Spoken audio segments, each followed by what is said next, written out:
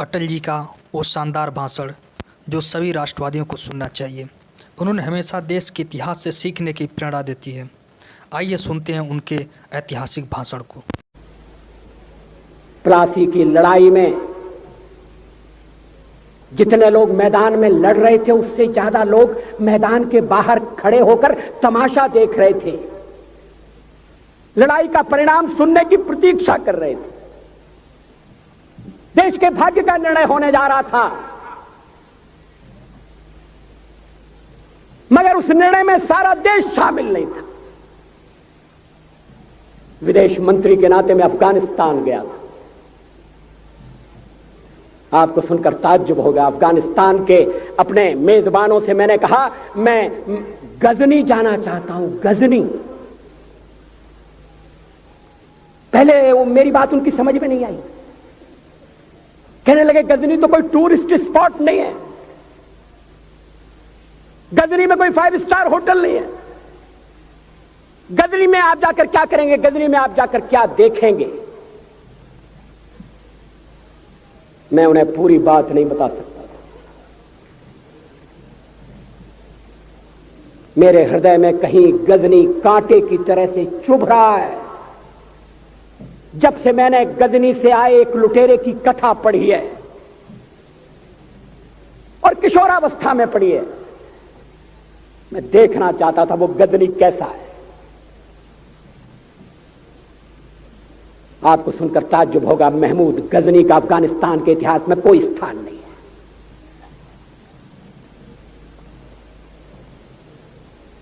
गजनी छोटी सी जगह है, छोटा सा गांव है।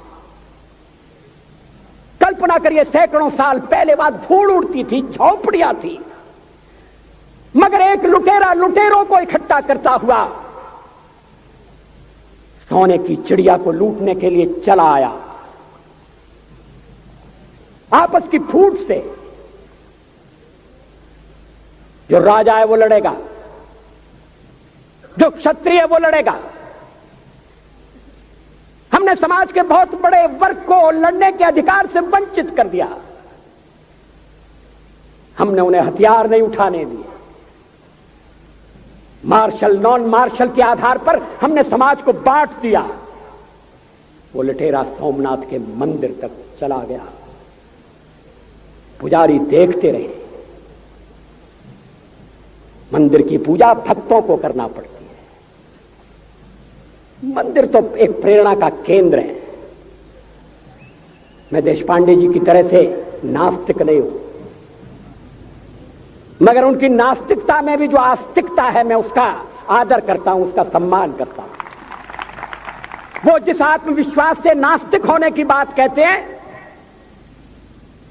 तो मैं उनसे कहना चाहता हूं वो सचमुच में नास्तिक नहीं है। जिसकी आस्तिकता है, जिसका विश्वास है, वो नास्तिक कैसे हो सकता है। विश्वास किसमें है यह बड़ी बात नहीं है, विश्वास है या नहीं। हमने समाज के बहुत से बड़े वर्ग को विश्वासहीन बना दिया।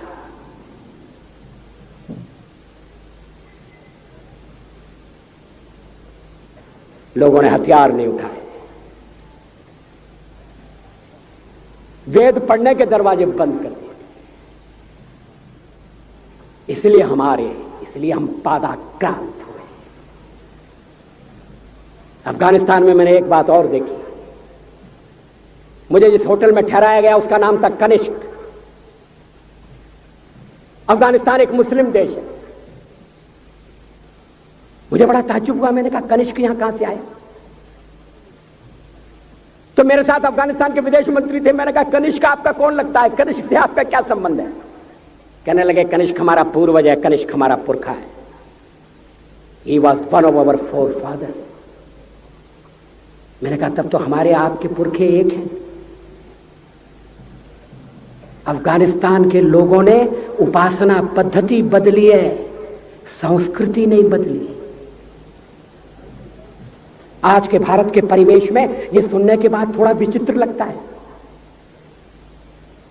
हमारे यहां तो धर्मांतरण के साथ राष्ट्रांतरण होता है, ऐसा दृश्य दिखाई देता है। पड़ोसी देशों में ऐसा नहीं हुआ। अभी राम जन्मभूमि का मामला चल रहा है। एक विदेशी आए, कहने लगे राम जन्मभूमि का क्या झगड़ा है। हमने कहा इस पर विवाद हो रहा है कि श्री राम कहां पैदा हुए थे, और जहां पैदा हुए थे वो स्थान उनके मंदिर के लिए प्रयुक्त किया जाए या न किया जाए। वो इंडोनेशिया से आए थे, वो मुसलमान है। कहने लगे हम तो समझते थे कि राम के लिए सारे भारत में आदर होगा, सम्मान होगा। हमने कहा ये आपने कैसे समझा।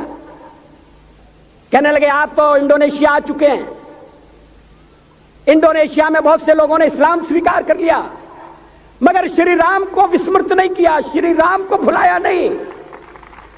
इंडोनेशिया के बाली द्वीप में 1 महीने रामायण की लीला होती है। मैं उस समारोह में जा चुका हूं। उस समय भी विदेश मंत्री मेरे पास बैठे थे। मैंने कहा ये रामायण ये क्या हो रहा है। मैंने कहा एक्सीलेंसी ये मंच पर क्या हो रहा है। कहने लगे एक्सीलेंसी आपको पता होना चाहिए। हमने कहा मुझे तो पता है मगर मैं जानना चाहता हूं। कहने लगे ये रामायण है, ये राम है, ये लक्ष्मण है, ये सीता है। हमने कहा इनसे आपका क्या संबंध है, आप तो मुसलमान हैं। कहने लगे हमारा संबंध बहुत पुराना है, हमारा तब का संबंध है जब हम मुसलमान नहीं हुए थे। थाईलैंड की राजधानी अयोध्या कही जाती है। थाईलैंड के राजा को आज भी राम कहा जाता है। सावरकर जी ने हिंदू राष्ट्र की बात की, हिम्मत के साथ। बुनियादी तौर पर भारत हिंदू राष्ट्र है,